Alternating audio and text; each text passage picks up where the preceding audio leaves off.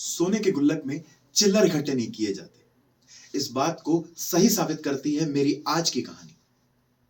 आज से कई साल पहले हैदराबाद के पास एक गांव में अली हाफिज नाम का एक किसान रहता था।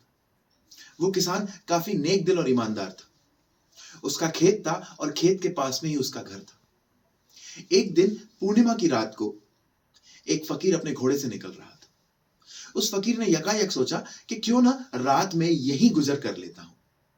उसने दरवाजा खटखटाया और अली हाफिज से कहा कि मैं रात को यहां रुकना चाहता हूं। अली हाफिज ने उस फकीर का स्वागत किया, उसे खाना खिलाया और रात में उसे अपनी परेशानी कहकर सुना दी। उसे कहा कि मेरी माली हालत ठीक नहीं है और फसल नहीं हो रही है, जिसके कारण मैं अपने परिवार का भरण पोषण नहीं कर पा रहा हूं। उस फकीर ने कहा कि अपने खेत का आधा हिस्सा बेच दो और जो पैसा इकट्ठा हो उससे अपने परिवार का भरण पोषण करो, अपने बच्चों को पढ़ाओ। ये कहकर वो फकीर अल्लाह की राह मक्का मदीना चला जाता है।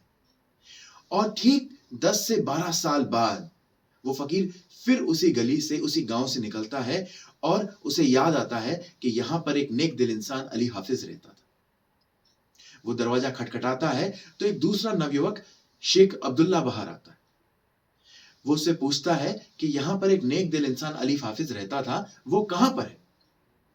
तो शेख अब्दुल्ला कहता है कि कुछ सालों पहले उसकी माली हालत ठीक नहीं थी, इसलिए उसने अपना आधा खेत मुझे बेच दिया था और जो पैसे थे उससे वो अपने परिवार का भरण पोषण करता था। फिर जब वो पैसे खत्म हो गए तो उसने अपना बचा हुआ आधा खेत और अपना मकान मुझे बेच दिया। फिर धीरे धीरे वो भी पैसे जब खत्म हो गए तो वो शहर की राजधानी में भीख मांगकर गुजारा किया करता था।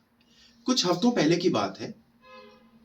भूख से पीड़ित अली हाफिज भीख मिलने न मिलने की स्थिति में, कंगाली की अवस्था में भूख से चिलमिलाता हुआ मृत्यु को प्राप्त हुआ। वो मर गया। ये दोनों बात ही कर रहे थे कि अचानक शेख अब्दुल्ला के बच्चे उसी खेत से निकल के आए और कुछ पत्थरों से एक दूसरे पे खेल रहे थे। फकीर की नजर जब उन पत्थरों पे गई तो उसने बच्चों को बुलाया और कहा कि ये क्या है हाथ में तुम्हारे? तो शेख अब्दुल्ला बीच में बोलता है कि ऐसे बहुत सारे पत्थर उस खेत में हैं जो शेख अब्दुल्ला से मैंने खरीदा है, जो अली हाफिज से मैंने खरीदा है। तो वो फकीर कहता है कि ये कोई आम पत्थर नहीं है, ये बेशकीमती पत्थर हीरे हैं, हीरे। दोस्तों, जिसके खेत में हीरे जवाहरात यूं फैले पड़े थे, वो कंगाली की अवस्था में मृत्यु को प्राप्त होता है। आगे जाकर उसी खेत पर विश्व की सबसे शानदार हीरे की खदान गोलकुंडा बनी, जिसमें विश्व का सबसे शानदार रत्न कोहिनूर हम सबको मिला। कहीं आपकी और हमारी स्थितियां भी वैसी ही तो नहीं है?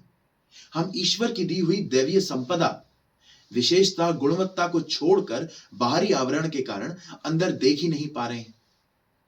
हम में से हर एक के अंदर इतनी क्षमता है, हर एक के अंदर इतनी क्षमता है, इतनी विशेषता है, इतनी गुणवत्ता है कि हम जो चाहे हासिल कर सकते हैं, लेकिन हम अपने अंदर झांक ही नहीं रहे हैं।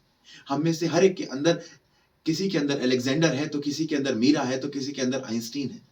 बस हमें अपने अंदर देखने की जरूरत है। इसी विचार के साथ मैं आज का अध्याय समाप्त करता हूं और आपसे दरख्वास्त करता हूं कि मेरे चैनल को सब्सक्राइब करें, वीडियो को लाइक करें और ज्यादा से ज्यादा शेयर करें और कमेंट करके बताएं कि आपको मेरा चैनल कैसा लगा।